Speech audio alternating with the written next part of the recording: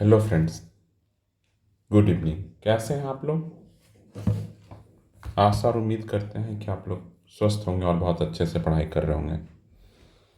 तो जो 17 बीपीएससी का अब लास्ट प्रीलिम्स आने में कितने दिन बच गए हैं? 25 दिन बच गए हैं। अराउंड 25 डेज बचे हुए हैं। तो सोचा कि अब केमिस्ट्री भी शुरू कर देता हूँ, क्योंकि आप लोगों को फिजिक्स और बायो का वीडियो पहले से दिया जा रहा है, डाल दे रहे हैं चैनल पे। फिजिक्स और बायो केमिस्ट्री का आज से शुरू कर देता हूँ। और केमिस्ट्री हम अगले 4 दिन में कंप्लीट भी कर देंगे। 4 डेज में अगले कंप्लीट भी कर लेंगे घटना चक्र। अगले 4 दिन में केमिस्ट्री के सारे चैप्टर कंप्लीट कर लेंगे 4 दिन में। डे 1 आज है, डे 4 में कंप्लीट कर लेंगे। केमिस्ट्री भी इम्पॉर्टेंट है। देखिए, सब क्वेश्चन एक ही नंबर का आने वाला है। तो फिजिक्स से भी पिछली बार तो ऐसा ही दिखता। पिछली बार की अगर पिछले बार के तर्ज पर फिजिक्स, केमिस्ट्री, बायो सब 10-10 नंबर का आता है। किसी से ज़्यादा किसी से कम नहीं आता है। और केमिस्ट्री में एक चीज़ बहुत अच्छी बात है कि कम चैप्टर है, बहुत कम याद करने का भी है। बहुत ऐसे क्वेश्चंस नहीं आएंगे जो आपको लगेगा कि एग्जाम में बनेगा नहीं, तो बना ले जाइएगा। तो इसलिए इसको घटना चक्र को बहुत अच्छे से कर लीजिए और बस इसको अच्छे से कर लेना है। 4 दिन में हम लोग कंप्लीट कर लेंगे। हमारे साथ चलते चलिए। डेली डेली टारगेट में जो दे रहे हैं, डेली टारगेट में, तो कल कल से हम लोग केमिस्ट्री शुरू कर रहे हैं। तो अगले 4 दिन हम वहाँ केमिस्ट्री करेंगे, अगले 4 दिन यहाँ केमिस्ट्री करेंगे। Complete chemistry complete, physics complete, bio complete, सब कंप्लीट हो जाएगा। तो इसमें आज हम लोग 4 चैप्टर करेंगे। एक तो जो सामने दिख रहा है एटॉमिक स्ट्रक्चर दिख रहा है, ये करेंगे। इसके अलावा फिजिकल चेंजेज वाला कर लेंगे चैप्टर। उसके बाद इनऑर्गेनिक केमिस्ट्री कर लेंगे। फिर मेटल्स नॉन मेटल्स कर लेंगे। मेटल्स मिनरल्स ये सब कर लेंगे और एलवाई कर लेंगे। 5 चैप्टर आज करना है बेसिकली। तो आज 5 चैप्टर करते हैं और हम लोग पीछे से चलेंगे। कहाँ से? एलवाई से चलेंगे, क्योंकि वो सब इम्पॉर्टेंट चैप्टर है। उधर से पीछे पीछे एटॉमिक स्ट्रक्चर पे ख़त्म करेंगे आज का दिन। आज का पूरा वीडियो एटॉमिक स्ट्रक्चर पे ख़त्म करेंगे। हम लोग करेंट अफेयर का भी वीडियो डाल रहे हैं। आप लोग हर मंथ का मंथ वाइज डाल रहे हैं। आज हम लोग जून मंथ का कंप्लीट कर दिए हैं और कल से हम लोग मई मंथ का करेंट अफेयर देंगे। तो आप लोग उसे भी देख सकते हैं, जिससे करेंट अफेयर। तो मेरा मानना है करेंट अफेयर और साइंस आप लोगों का बहुत अच्छे से करा देना है, जिससे कि आप लोग एग्ज़ाम में 60-70 नंबर बहुत आसानी से ईजिली 50-60 नंबर ला सकें। चलिए शुरू करते हैं। केमिस्ट्री। हम लोग पहला चैप्टर आज उठा रहे हैं, अलॉय। चलिए शुरू करते हैं, अलॉय से शुरू करते हैं। चलिए पहले अलॉय के बारे में देख लेते हैं कुछ कुछ। जैसे ब्रास। ब्रास में क्या है? कॉपर और जिंक होता है। ब्रास में क्या होता है? कॉपर और जिंक। हम ट्रिक भी बताएंगे। स्टील में क्या होता है? फेरस और कार्बन। स्टेनलेस स्टील में क्या होता है? स्टील मतलब आयरन, कार्बन, क्रोमियम, निकल, कार्बन, बहुत सारा चीज़ रहता है स्टेनलेस स्टील में। सोल्डर में क्या रहता है? लेड और टीन रहता है। ब्रॉन्ज। ब्रॉन्ज में क्या रहता है? कॉपर और टीन। और ब्रास में क्या रहता है बताइए? कॉपर और जिंक। तो अब देखिए आपको दिक्कत होगा ब्रास और ब्रॉन्ज में क्या है, यहीं से सीख जाइए। ब्रास में जो है कॉपर तो रहेगा ही, कॉपर तो दोनों में है। ब्रास में स्टील नहीं रहता, मतलब स्टील इसमें रहता है और इसमें जिंक रहता है। तो इस तरह से याद रखना है कि एसएन नहीं है ब्रास में, वो नहीं मार देना है कि टीन मार देना है। ब्रास में जिंक है। तो इस तरह से, क्योंकि एसएन एस है। स्टील में आयरन कार्बन, स्टेनलेस स्टील में आयरन कार्बन तो रहेगा ही, क्रोमियम, निकेल और भी बहुत सारा चीज़। सोल्डर में लेड और टीन रहता है। चलिए जर्मन सिल्वर में सिल्वर नहीं रहता, बाकी सब रहता है। सिल्वर पूछ देगा, जर्मन सिल्वर में सिल्वर दे देगा, तो इसमें सिल्वर नहीं है, कॉपर, निकेल, जिंक है। चलिए इतना ही जानना है। अब हम लोग पढ़ते हैं, क्वेश्चन करते हैं, सीधे क्वेश्चन करते हैं। क्वेश्चन में ही सारा चीज़ मिल जाएगा आपको। क्या है? The following which is not an alloy. पूछ रहा है कि कौन अलॉय नहीं है। तो स्टील तो देखें ही अलॉय है, ब्रास देखें ही अलॉय है, ब्रॉन्ज देखें ही अलॉय है। ब्रॉन्ज में क्या रहेगा, दोनों में कॉपर कॉपर है, ब्रॉन्ज में जिंक नहीं है, जेड है, तो इसमें एसएन हो गया और इसमें जिंक हो गया। और स्टील में बताइए क्या रहेगा, और स्टील में क्या रहेगा, फेरस और कार्बन। ठीक है, तो इस तरह से कॉपर इसका आंसर हो गया, समझते जाना है। उसके बाद बोल रहा है galvanised iron does not rust, zinc has the efficiency of oxidation. बोल रहा है galvanised iron does not rust और zinc has the efficiency of oxidation.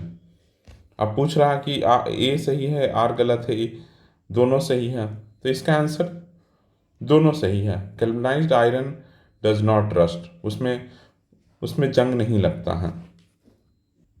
क्यों नहीं लगता है उसमें रस्ट, देखिए यहाँ पर लिखा हुआ है the zinc forms a barrier between the atmosphere and oxygen underlying iron और स्टील।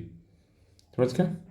अब पूछ रहा है galvanised irons pipe, galvanised iron pipes have a coating of, किसका, भी तो देखें जिंक का, किसका, जिंक का हो जा जिंक का हम उस पर कोटिंग करते हैं। The plates of galvanized iron remains protected from rust because of existence of zinc. आसान है। Galvanised iron is coated with zinc, आसान है, करते चलिए। Which one of the following is essential in corrosion in iron metal, iron metal में corrosion आने के लिए क्या क्या जरूरी है, तो इसका आंसर होगा ऑक्सीजन और मॉइस्चर। क्या, ऑक्सीजन और मॉइस्चर, बिना मॉइस्चर का कोरिजन आएगा ही नहीं, बिना मॉइस्चर के कोरिजन आएगा ही नहीं। तो इसका देखिए लिखा हुआ देखिए यहाँ पर oxygen and moisture are essential in the corrosion of iron metal. समझ गए। चलिए आगे बढ़ते हैं। Which metal is generally used for coating of brass utensils to prevent copper contamination? क्या लगाते हैं कोटिंग ऑफ ब्रास में, क्या चीज कोट करते हैं, बताइए क्या करते हैं। Tin, zinc, aluminium and lead, क्या करेंगे। सो तो ब्रास में देखिएगा कि टीन का कोटिंग करते हैं, कोटिंग ऑफ ब्रास यूटेंसिल किस चीज का, टीन का करते हैं। अब देखिएगा टीन का करते हैं। Aluminium surface is often anodized, इसका मतलब क्या है, this means deposition of layer of, aluminium surface is often anodized, इसका मतलब क्या है, this means deposition of a layer of aluminium oxide. ऐसे भी एनोडाइज होगा तो इन सब का तो होगा नहीं। देखिए एनोडाइजिंग इज इलेक्ट्रोकेमिकल प्रोसेस, ऐसे ही पूछ देगा एनोडाइजिंग क्या होता है, electrochemical process by which the surface of metal is made durable and rust resistance. इससे क्या होगा, रस्ट रेसिस्टेंस बनेगा। In this process a layer of aluminium oxide is deposited on aluminium. ठीक है, ठीक है। अगला देखिए alloy of which metal is use to make aeroplane and a part of compartment of train. क्या किस अलॉय ऑफ विच मेटल, तो किसका बनता है, अल्मुनियम का बनता है। किसका बनता है, अल्मुनियम का। इसके पीछे रीजन क्या है, इसके पीछे है कि लो डेंसिटी होता है। क्या होता है, low density and strength make aluminium ideal for construction of.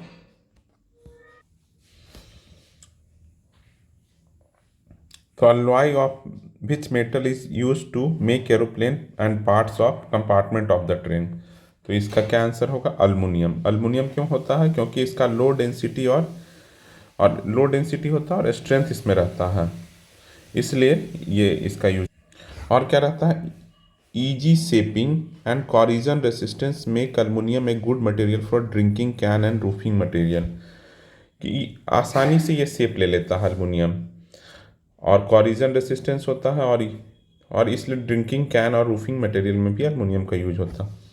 Mercury metal mixture is mercury mixed aluminium, mercury mixed alloy. इसमें एक टर्म है एमालगम, एमालगम। तो ये क्या होता है? An amalgam is a substance form by reaction of mercury with another metal, with another metal, किसी और मेटल के साथ कोई मरकरी का रिएक्शन होगा तो उसको एमालगम कहते हैं। Almost all metals can form एमालगम with mercury, the notable exception being iron. Iron को छोड़कर बाकी सारे मेटल मरकरी के साथ एमालगम बनाते हैं। ठीक है, चलिए नेक्स्ट क्वेश्चन देखते हैं। पूछ रहा विच one of the following metals does not form एमालगम। तो अभी हम लोग पढ़ लिए, इसका आंसर होगा आयरन। ये दिखा था आयरन। चलिए, विच of the following alloy is called an amalgam. तो इसका क्या होगा? मरकरी देखिए कहाँ है, मरकरी यहाँ है, मरकरी एंड जिंक, तो मरकरी के साथ मिलता है, तो इसका आंसर सी है। Solder used in soldering metal pieces in, solder में क्या क्या होता है? तो टीन और लेड। क्या होता है? टीन और लेड, ये हम लोग पहले पढ़ चुके हैं, आसान है। ब्रॉन्ज, ब्रॉन्ज में जेड ई है, तो जेड ई नहीं होगा तो मतलब कॉपर तो रहेगा ही, और जिंक नहीं रहेगा। यहाँ पर जिंक के बदले क्या होगा? स्टेनस होगा। तो देखो जिसमें copper and teen, copper and teen, that is option A. Bronze in an alloy of copper and teen, हो गया, आसान है। चलिए फिर से मिलाना है यहाँ बोल रहा है अब मिलाना है। सोल्डर में तो क्या मारेंगे? जर्मन सिल्वर, जर्मन सिल्वर में सिल्वर नहीं है। सोल्डर, ब्लीचिंग पाउडर और हाइपो। अब बताइए क्या क्या होगा? तो जर्मन सिल्वर में क्या होगा? निकेल हो जाएगा। जर्मन सिल्वर में क्या होगा? निकेल होगा पहला। सोल्डर में क्या होगा? ये हो जाएगा, टिन हो जाएगा। ब्लीचिंग पाउडर में क्या होगा? क्लोरीन होगा। हाइपो में क्या होगा? सोडियम। तो देख लीजिए किस में है, ए का 2, ए का 2 यहाँ है, 2 का 1 है, लेकिन सी का 3 है, तो ये नहीं होगा, बाकी तो नहीं ही है, ये होगा 2 1। चलिए आगे नेक्स्ट देखते हैं। German percentage of silver in German silver, हम आपको पहले ही बताएं कि जर्मन सिल्वर में सिल्वर 0% रहेगा, 0%। How much percentage silver is found in German silver? None of these, हो गया 0%, आसान है अभी तक। Which one of the following element is not present in German silver? Copper, zinc, aluminium, nickel. बताइए क्या नहीं रहता है इसमें? तो इसमें अल्युमिनियम नहीं रहता, बाकी सब रहता, कॉपर, जिंक, निकल तीनों रहता है। ठीक है। Which of the following alloy has maximum percentage of copper? किसमें सबसे ज्यादा रहता? Brass, German silver, bronze, gun metal. तो मैक्सिमम परसेंटेज ऑफ कॉपर किस में रहता है? तो यहाँ लिखा हुआ है, देख लीजिए नीचे, याद नहीं रहेगा तो कि ब्रास में कितना रहता है? ब्रास में 60 to 71% रहता है कॉपर। ब्रॉन्ज में 88% रहता है कॉपर। टीन सिल्वर में, जर्मन सिल्वर में कितना रहता है? 50% कॉपर। और गन मेटल में कितना रहता है? 85%। तो सबसे ज़्यादा ब्रॉन्ज में, तो इसका आंसर पता चल गया, ब्रॉन्ज में। Which metal exist common component in brass, bronze and German silver? क्या रहता है तीनों में कॉमन? तो तीनों में कॉपर कॉमन रहता है। नेक्स्ट क्वेश्चन क्या है? Brass in is an alloy of, किसका ब्रास अलॉय होता है?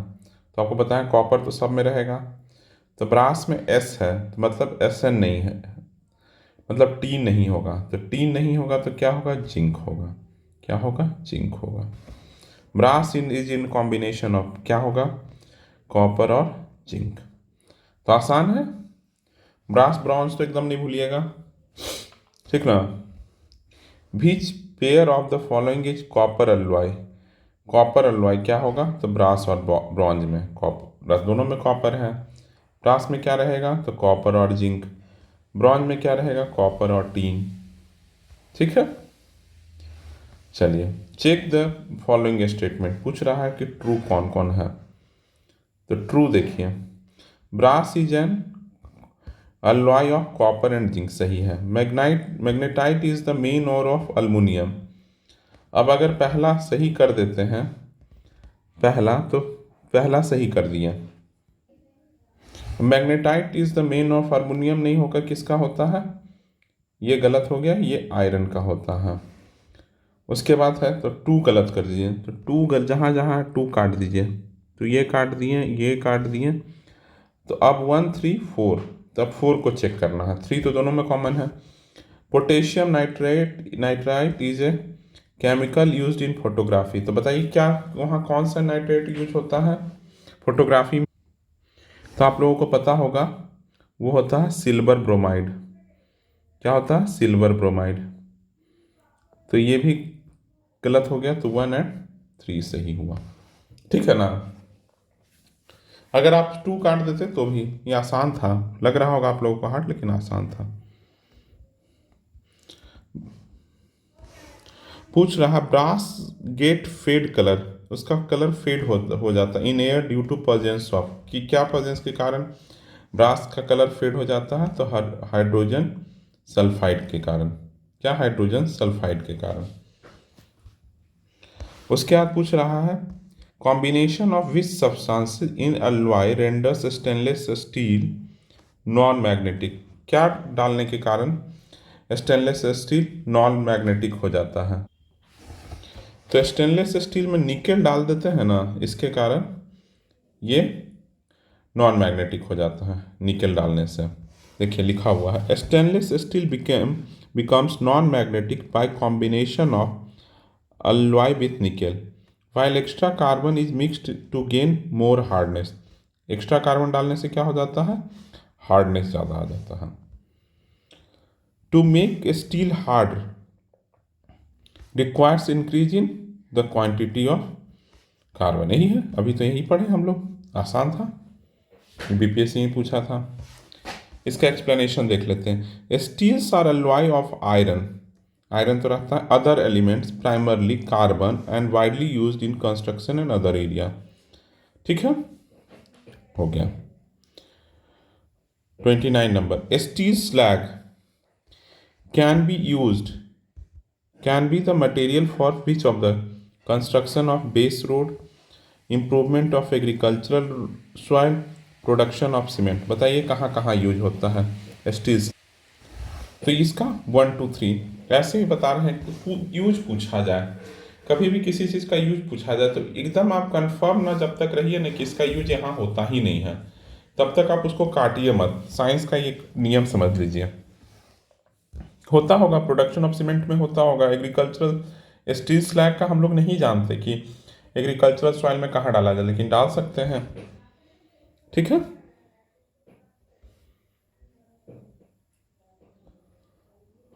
उसके बाद पूछ रहा है 30 number which of the following element is added to iron to produce steel which can resist high temperature, have high hardness and abrasion resistance. Iron में क्या जोड़ा जाए स्टील के लिए? तो इसमें क्या जोड़ा जाए? क्रोमियम, स्टेनलेस स्टील के लिए। देखिए यहाँ लिखा हुआ है stainless steel is a steel alloy with minimum of 10.5% of chromium. क्या? मिनिमम 10.5% क्रोमियम रहता है। The important metal used with iron to make it rust free. क्या आयरन में जोड़ेंगे? तो क्रोमियम को ऐड करेंगे, जिसके कारण ये रस्ट फ्री हो जाएगा। Steel is further process to obtain stainless steel by adding some metal. वो क्या मेटल होगा बताइए? तो वो सिलिकॉन होगा। क्या होगा? विच one of the following is not used for this purpose. Silicon नहीं होकर बाकी कार्बन, मैग्नीज, निकल तीनों होगा। देखिए यहाँ लिखा हुआ कार्बन रहता है 0.25%, मैग्नीज रहता है 10.3, क्रोमियम 10.5% अभी हम लोग देखे थे, और 88% के आसपास आयरन रहता है स्टेनलेस स्टील में, 88.5% के आसपास। The important metal used with iron to produce stainless steel क्या क्या होगा? क्रोमियम होगा। अब हम लोग को समझ में आ गया स्टेनलेस स्टील में क्या क्या होता है, बताइए एक बार फिर से। आयरन होता है, क्रोमियम होता है, और क्या होता है, कार्बन होता है, मैग्नीज होता है। यही है, अभी हम लोग यहाँ देखे थे। यहाँ पर स्टेनलेस स्टील में क्या होता है, आयरन 88% के आसपास होता है, 10.5% के आसपास कार्बन होता है, 0.5% के आसपास मैग्नीज और कार्बन रहता है। तो बोल रहा है important metal use with iron, iron two important, तो इंपॉर्टेंट में तो सिर्फ ये। अब देखो stainless steel is an alloy in which of the following, क्या जोड़ेंगे तो इसका भी क्रोमियम हो जाएगा, बहुत आसान है। Which of the element included in stainless steel, तो चलिए क्रोमियम, क्रोमियम तो रहेगा लेकिन आयरन रहना चाहिए, तो आयरन, क्रोमियम, मैग्नीज, कार्बन, तो इसका आंसर सी हो जाएगा। हो गया। फिर पूछ रहा है iron to make stainless steel, तो क्रोमियम तो रहेगा ही रहेगा, और क्रोमियम और nickel. Stainless steel is an alloy of, क्या रहेगा, iron and, iron and chromium, chromium यहाँ है, आयरन एंड क्रोमियम, ये आंसर हो गया। अच्छा, इसमें बोल रहा है ई है, तो मतलब iron and chromium, iron and निकल दोनों हो सकता है, ठीक है, तो मोर देन 1 है। How much carbon does steel contain, तो कितना रहता है, यही रहता है 0.1 से 2% के आसपास। In case of rusting the weight of iron, क्या होगा, रस्टिंग अगर जंग लग जाएगा लोहे पे तो आयरन का वेट में क्या होगा, वृद्धि हो जाएगा, क्या हो जाएगा, वृद्धि हो जाएगा, याद रखिएगा घटता नहीं है, बढ़ जाता है वेट। यहाँ देखिए, due to rust the weight of iron increases as iron is converted to iron oxide, iron oxide बन जाता है।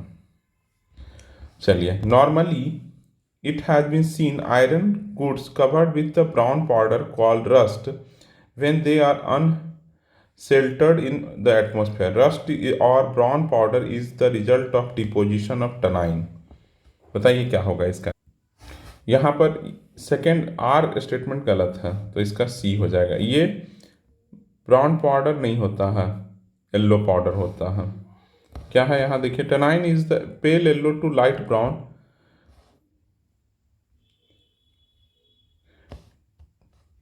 Because R is wrong, because rust is iron oxide, iron oxide होता है, टनाइन नहीं होता, क्या होता है, टनाइन नहीं होता है, ठीक है। तो ये चैप्टर हम लोग पढ़ लिए, अलॉय वाला चैप्टर। अब हम लोग नेक्स्ट चैप्टर पढ़ते हैं, पीछे चैप्टर चल रहे हैं हम लोग, नेक्स्ट चैप्टर चलते हैं। चलिए अब हम लोग नेक्स्ट चैप्टर कर रहे हैं, metals, minerals, ores and ores properties and usages, ये पढ़ रहे हैं, मेटल, मिनरल और ओर का प्रॉपर्टी और यूजेज पढ़ रहे हैं। देखिए आज हम लोग 5 चैप्टर करने का सोचे, 5 चैप्टर करेंगे, जिससे क्या होगा कि आज 1/3 हम लोग कर लेंगे, करीब करीब 1/3 1/4 कर लेंगे, तो अगले 4 दिन में हम लोगों का।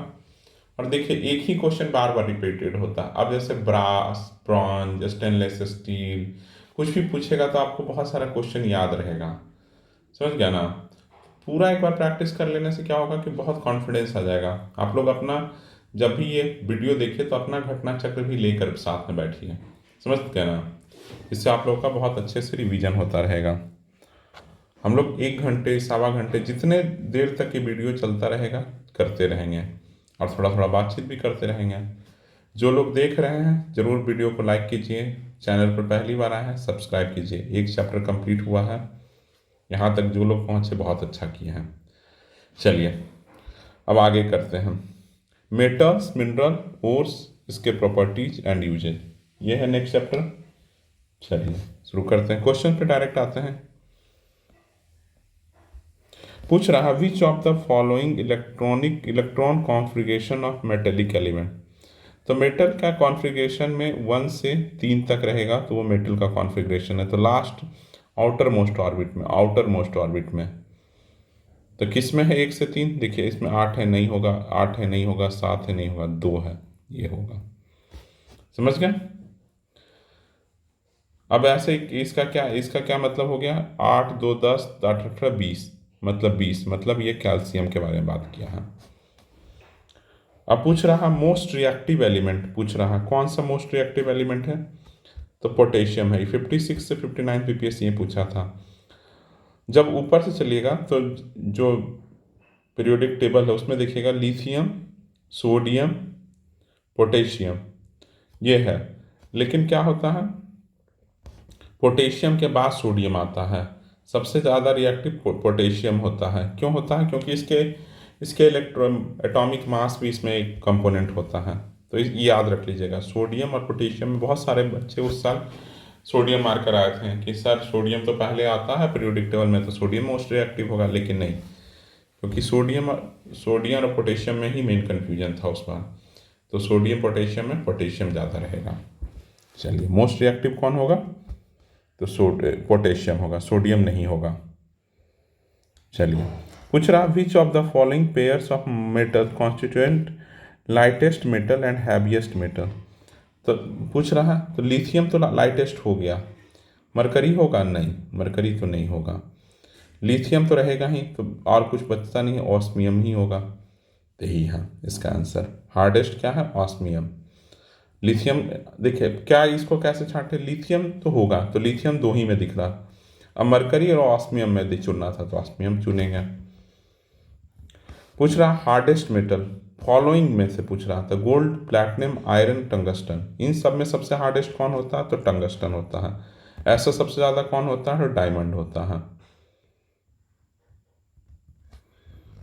चलिए, पूछ रहा which is the hardest in the following, diamond, quartz, glass, platinum. तो ये आसान है, डायमंड हो गया। विच one of the following naturally occurring hardest substances on the earth. इसका क्या आंसर हो जाएगा? डायमंड हो जाएगा। आसान है, ये सब करते चलिए, तेजी से निकलते जाते हैं। पूछ रहा very hard and very ductile, बहुत हार्ड और वेरी डक्टाइल कौन है? तो नाइक्रोम होता है। क्या होता है? नाइक्रोम होता है। इन सबसे ज़्यादा हार्ड होता है नाइक्रोम। नाइक्रोम का मतलब देखिए, nickel chromium, nickel chrome, chrome nickel. ETC generally refers to alloy of nickel and chromium. ठीक है, nichrome is very hard and very ductile material. It is high specific resistivity. ठीक ना। The heaviest natural element, uranium, gold, mercury, calcium. बताइए इसमें से heaviest कौन होगा? तो इसमें से सबसे हैवीएस्ट होगा यूरेनियम। कौन होगा? यूरेनियम। क्यों? क्योंकि इसका एटॉमिक मास सबसे ज़्यादा होता है। देख लीजिए, इसका एटॉमिक नंबर, एटॉमिक मास 238 के आसपास होता है। बाकी का यहाँ लिखा हुआ।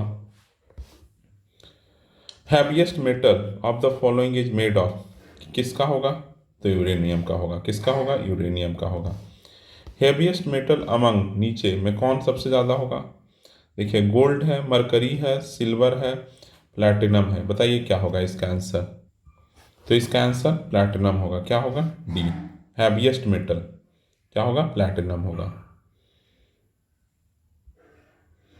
The costliest metal of the world discovered. तो ये इसका देखिए यहाँ लिखा है कि इसका आंसर क्या है। इसमें देखिए, इसमें $30,000, 27 मिलियन, 167 मिलियन। तो पूछ रहा है रिसेंटली, पूछ रहा रिसेंटली में, सबसे रिसेंटली तो क्या है? 1985। तो इंडो हेड्रल फ्लोरेन, तो ये होना चाहिए, यही होना चाहिए।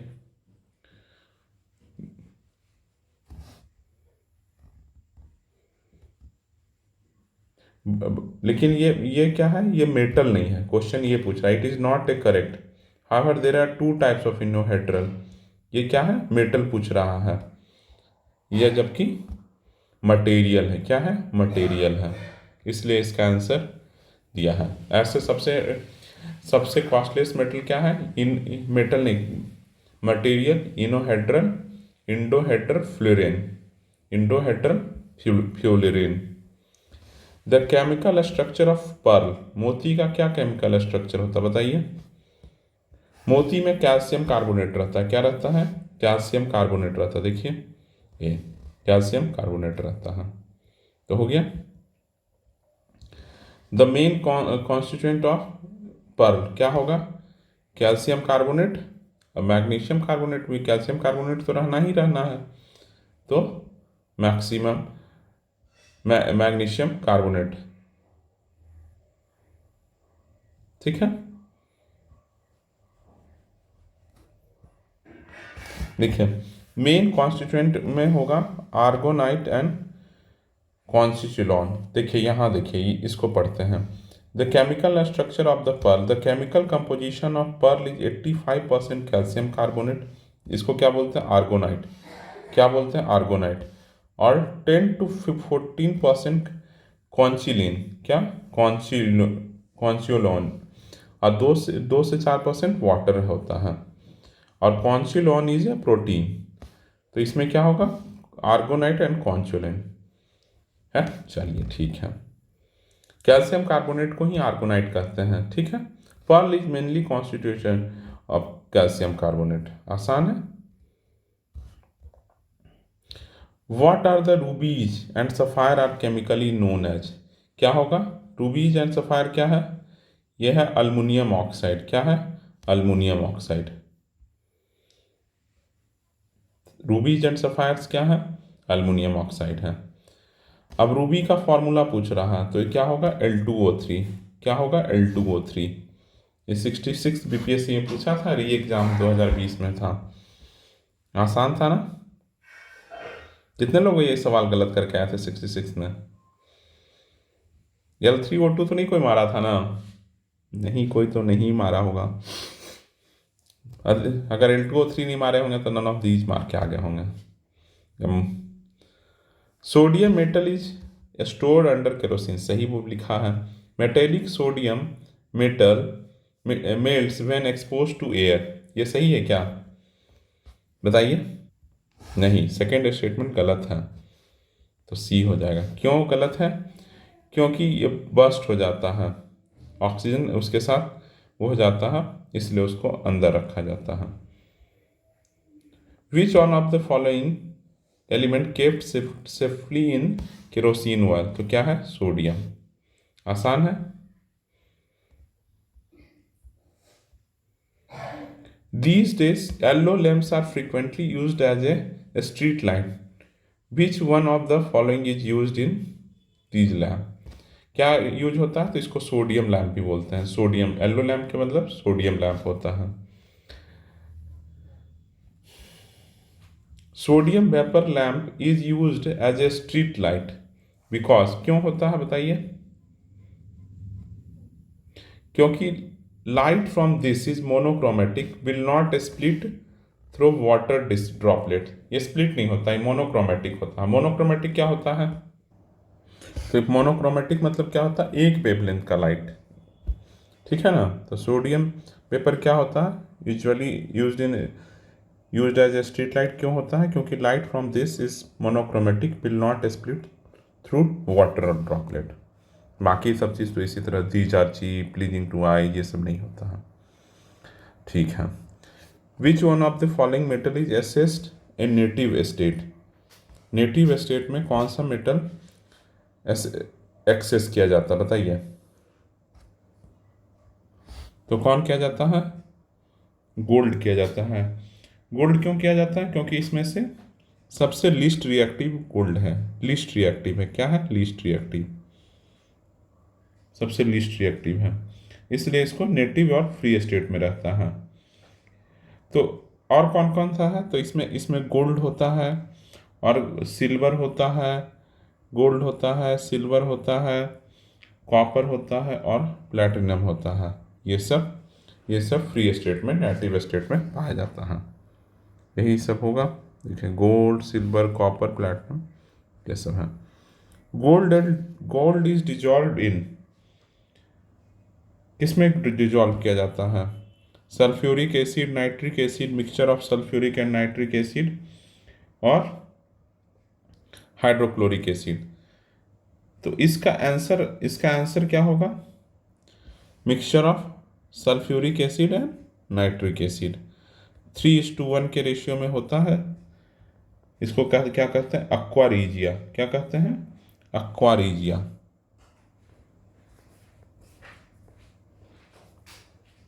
एक्वारीजिया बोलते हैं, यही लिखा हुआ होगा। Gold is unaffected in air, water, alkali in इतना। Aqua is a mixture of hydrochloric acid and nitric acid is 3:1, Aqua regia was coined by the chemist because it is its ability to dissolve gold. Aqua regia में gold dissolve हो जाता है। चलिए, how many carat are pure gold, ये 24 carat हो जाता है, लेकिन 24 कैरेट गोल्ड बहुत ही डक्टाइल होता है, बहुत ही सॉफ्ट होता है बेसिकली, जिसके कारण कोई उससे ज्वेलरी फॉर्म नहीं कर सकते हैं। इसलिए क्या किया जाता है कि 22 कैरेट से ज्वेलरी बनता है। कुछ उसमें अलॉय डालेंगे, कुछ उसमें इम्प्योरिटीज डालेंगे, तब जाकर, जैसे ब्रास कॉपर इस तरह का कुछ भी चीज़ डालेंगे, तब जाकर ये कोई ज्वेलरी का रूप लेगा। ठीक है ना। मिनरल्स क्या होता है? लिक्विड होता है, गैस होता है, इनऑर्गेनिक सॉलिड होता है। मिनरल बेसिकली इनऑर्गेनिक सॉलिड होता है। क्या होता है? इनऑर्गेनिक सॉलिड होता है। ठीक है। The softest mineral talc safe stone क्या होता है? ये मैग्नीशियम सिलिकेट होता है। क्या होता है? ये मैग्नीशियम सिलिकेट होता है। इसका बड़ा सा फॉर्मूला होता है, अगर आप लोग देखना चाहते हैं तो यहाँ देख लीजिए। Mg3SiO10 OH का होल ट्वाइस। बोल रहा talc is a mineral which is composed of hydrated magnesium silicate. ये मोहो स्केल पे होता है। मोहो स्केल पे इस पे हार्डनेस इसका देखा जाता है, जिसमें इसको 1 दिया गया और डायमंड को 10 दिया गया है। ठीक है। टाल्क पाउडर होता है ना, वही होता है, पाउडर होता है। लाइम स्टोन का केमिकल नेम, बहुत ही इजी क्वेश्चन, आप लोग सब कर दिए होंगे। Calcium carbonate.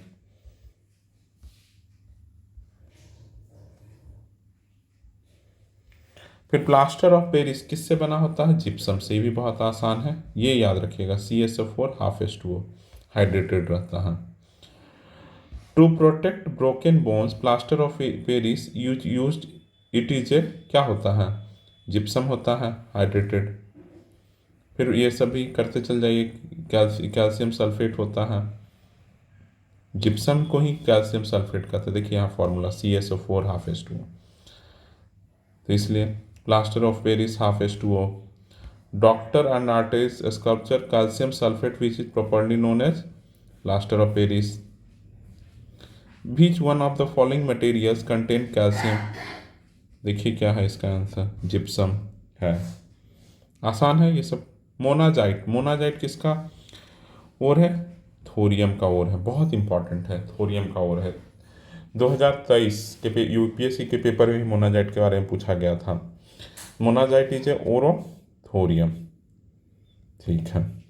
माइका, माइका के बारे में पूछ रहा, बताइए माइका के बारे में। Mica is a good conductor of heat and bad conductor of electricity. तो इसका आंसर यही है, गुड कंडक्टर ऑफ हीट होता है और बैड कंडक्टर ऑफ इलेक्ट्रिसिटी होता है। अब बताइए गुड कंडक्टर ऑफ इलेक्ट्रिसिटी कौन कौन होता है? तो अल्मुनियम होता है, ब्रास होता है, कॉपर होता है, आयरन होता है ना। देखिए यहाँ पर good and conductor of electricity are aluminium, brass, copper, iron, steel. Bad conductor of electricity are china, clay, glass, mica. देखिए यहाँ माइका लिखा हुआ, तो बैड कंडक्टर ऑफ इलेक्ट्रिसिटी हो गया, गुड कंडक्टर ऑफ हीट हो गया। In which of the following industries is mica is used as a raw material? तो किसमें? तो ये इलेक्ट्रिकल में यूज होता है। ठीक है, क्योंकि ये बैड कंडक्टर ऑफ इलेक्ट्रिसिटी होता है।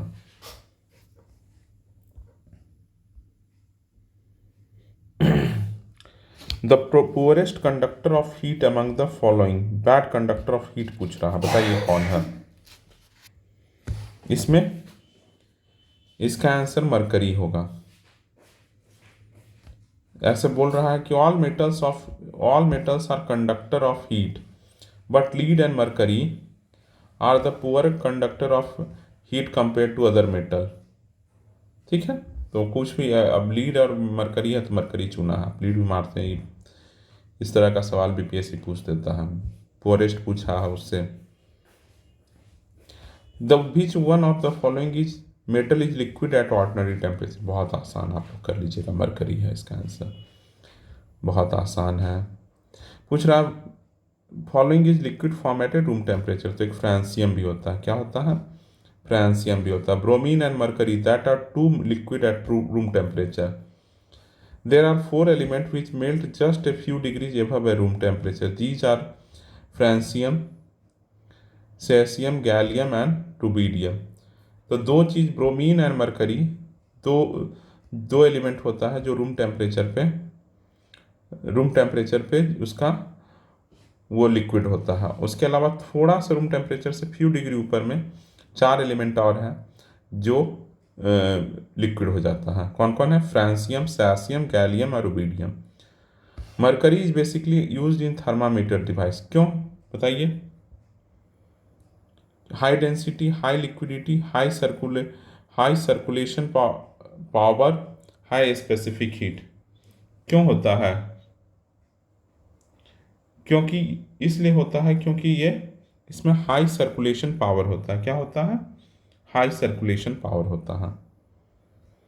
Mercury is easily best liquid to use in thermometer. क्यों होता है? 5 इसके इंपॉर्टेंट रीजन बता रहा। Very reflective, so it's easy to see. Thermometer में देखते हैं तो मरकरी आपको दिख जाता है। It does not wet the glasses, glass को वेट नहीं करता, भिंगाता नहीं है। You don't get an inaccurate reading if the temperature is falling. तो टेम्परेचर अगर गिर भी जाएगा तो भी ये, क्योंकि ग्लास को भिंगाता नहीं है।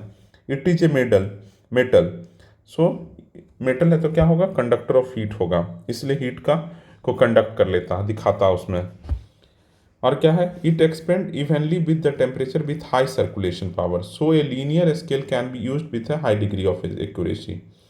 और क्या है? There is a large range of temperature which it is a liquid. समझ गया? 5 रीजन के कारण थर्मामीटर में हम मरकरी का यूज करते हैं। विच of the following does not react with the water at all? कौन सा पानी के साथ कभी रिएक्शन नहीं करता है? तो इसका आंसर होगा वही लीड नहीं रिएक्ट करता पानी के साथ। There is no reaction when steam passes over copper.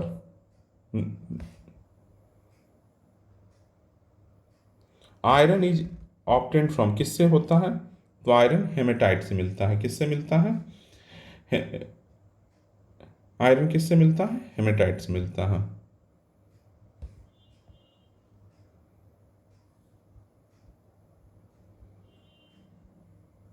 अब चलिए इसको देखते हैं। क्या है? सोडियम मिलाना है। सोडियम क्या है? सोडियम को मिलाने बोल रहा है। Mercury, silver, lead. तो अब बोल रहा है, तो सोडियम तो आसान है, सोडियम को नाइफ के साथ काटा जा सकता है, ये तो बहुत आसान है। मरकरी के बारे में भी पढ़ें कि गुड कंडक्टर ऑफ इलेक्ट्रिसिटी, तो ये भी आसान है। तो डी हो गया, और क्या? दो ही से बन गया, देखिए डी होगा।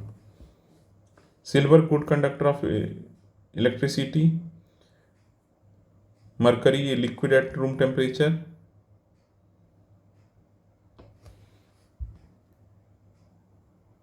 Mercury liquid at room temperature. Sodium तो हो गया कि इसको नाइफ से काट देते हैं, मरकरी को लिक्विड एट रूम टेम्परेचर। तो इसका आंसर सी हो जाएगा, आसान है। चलिए 45 कीजिए। Best conductor of heat and electricity कौन है? तो बेस्ट कंडक्टर ऑफ हीट और इलेक्ट्रिसिटी तो मेटल ही होगा। तो मेटल तो सब है, तो लेकिन अल्युमिनियम होगा।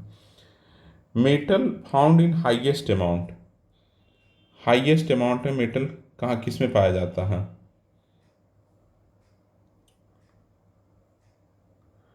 Best conductor of electricity, heat and electricity, इसका हो जाएगा silver. Metal found in highest amount हो जाएगा aluminium.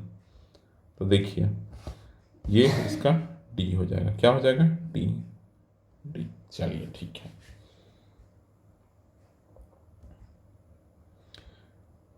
Which of the following material has the highest electrical conductivity? बोल रहा है हाईएस्ट इलेक्ट्रिकल कंडक्टिविटी किसका होगा? अभी हम लोग पढ़े सिल्वर का। किसका पढ़े? सिल्वर का। Which of the following is mainly used for production of aluminium? Aluminium के प्रोडक्शन में किसका यूज करते हैं? तो बॉक्साइट का याद रखिए। हेमेटाइट का क्या होता है? हेमेटाइट का क्या होता है? हेमेटाइट का क्या होता है? तो आयरन का होता है। किसका होता है? आयरन का होता है। चलिए, bauxite is an ore of किसका बॉक्साइट है? अल्मुनियम का। किसका है? अल्मुनियम का। बॉक्साइट इज, फिर ये आसान है, ये भी आसान है। Which one of the following statement is incorrect? Liquid sodium is employed as coolant in nuclear reactor. Calcium carbonate is ingredient of toothpaste. Borax mixture consists of sodium sulfate and lime. And zinc amalgam are used to dental filling.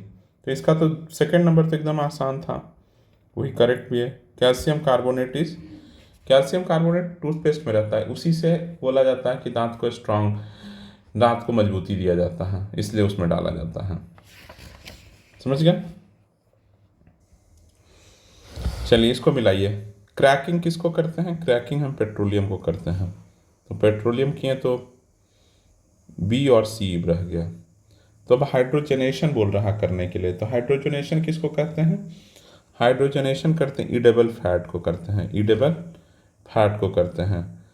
तो 3 का 4, तो ये है answer B.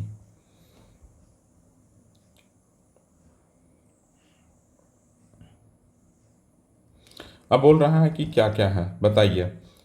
एक तो आप लोगों को बता दिए थे कि रूबी L2O3। तो देखिए डी का 3 में 2 है, तो ए का 4 तो हो गया, तो इसमें भी कोई दिक्कत नहीं। तो बी और डी में कुछ है। अब बताइए, सैंड में सिलिकॉन रहेगा कि कैल्शियम रहेगा? आपको ये बताना है। सैंड में क्या रहेगा? कैल्शियम रहेगा कि सिलिकॉन रहेगा? सी का 2 मारिएगा कि सी का 1 मारिएगा? तो सैंड को आपको पता होगा SiO2 भी कभी कभी कहते हैं, तो इसका डी हो जाएगा आंसर। देखिए, चले आगे बढ़ते हैं। वाटर से भी हल्का कौन होता है? लाइटर देन वाटर, तो सोडियम सबसे हल्का होता है। नाइफ से बोला गया कि कट जाता है।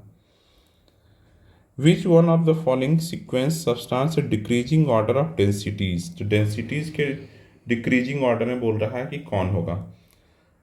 तो सबसे ज़्यादा किसका डेंसिटी रहता है? गोल्ड का, फिर मरकरी का, फिर स्टील का। ठीक है, डिक्रीजिंग ऑर्डर ऑफ।